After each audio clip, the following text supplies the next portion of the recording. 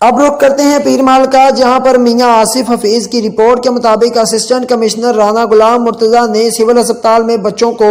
Polio کے قطرے پلا کر تحصیل بھر میں پولیو مہم کا باقاعدہ افتتاح کر دیا۔ افتتاحی تقریب سے خطاب کرتے ہوئے اسسٹنٹ کمشنر رانا غلام مرتضیٰ نے کہا کہ عوام بلا کسی خوف کے اپنے بچوں کو پولیو کے قطرے پلائے، کیونکہ یہ وائرس جب کسی بچے کو لگتا ہے تو اس کی ساری زندگی تباہ ہو جاتی ہے۔